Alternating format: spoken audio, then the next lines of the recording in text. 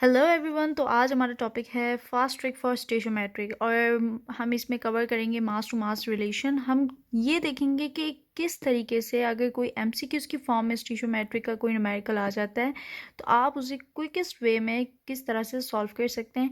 So let's start the video. देखिए, जब हम किसी भी कॉम्पिटिटिव एग्ज़ाम की तैयारी कर रहे होते हैं तो एक चीज़ तो मस्ट होती है कि हमें मॉलिक्यूलर मासेस सबके बहुत इजीली याद हो जाते हैं पहले से ही। ये एक बिल्कुल एक जनरल सी बात थी, क्योंकि जब मैं भी एग्ज़ाम की तैयारी कर रही थी तो मुझे भी ये छोटे छोटे ऐसे मॉलिक्यूल जो कि बिल्कुल एक नॉर्मल केमिस्ट्री में आपको दिखते हैं, उनके मासेस बहुत इजीली याद हो जाते हैं। जैसे कि इसका मास था 100। ये आपको खुद लिखना है, ओके? ये आपको क्वेश्चन में गिवन नहीं होगा। अब हम आंसर की तरफ जा रहे हैं, तो आपने क्या करना है, सबसे पहले इस तरह से रफली एक डेटा बना देना कि हाँ भाई, इसका मास मुझे दिया हुआ है, इन दोनों के मासेस को फाइंड आउट करना है। इसका मॉलिक्यूलर मास है 100, इसका मॉलिक्यूलर मास है 56, इसका मास है 44।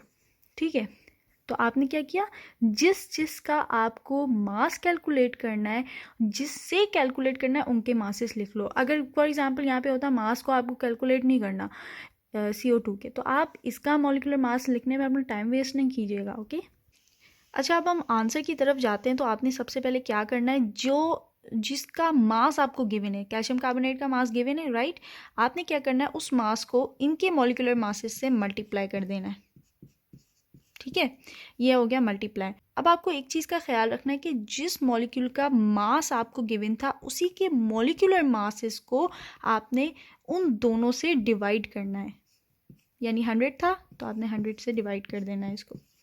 ठीक है, तो easy and very simple. 25 1s are 25, 25 4s are 100, 25 1 25 4, 4 1s are 4, 11।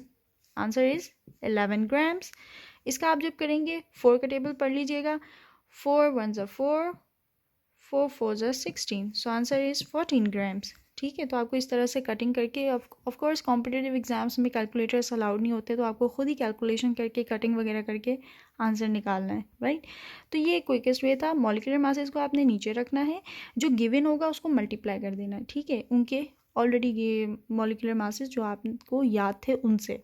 अगर किसी स्टूडेंट को इस न्यूमेरिकल को डिटेल में देखना है तो लिंक मैंने डिस्क्रिप्शन बॉक्स पे रख दिया है, सो यू कैन चेक। और मैंने बहुत तसल्ली से ये न्यूमेरिकल समझाया है, आप वहाँ से जाके देख सकते हैं। पहले वो देखें, उसके बाद आकर ये देखें, क्योंकि अगर आप डायरेक्टली एक शॉर्ट ट्रिक की तरफ जाएंगे so that's not a good thing. अगर आपको पहले से पता है कि लॉन्ग में हमने कैसे सॉल्व करना है, फिर आप शॉर्ट की तरफ जाएँ। ठीक है, डायरेक्टली शॉर्ट की तरफ जाएंगे so you will not able to understand. Okay, take care, bye, अल्लाह हाफिज़।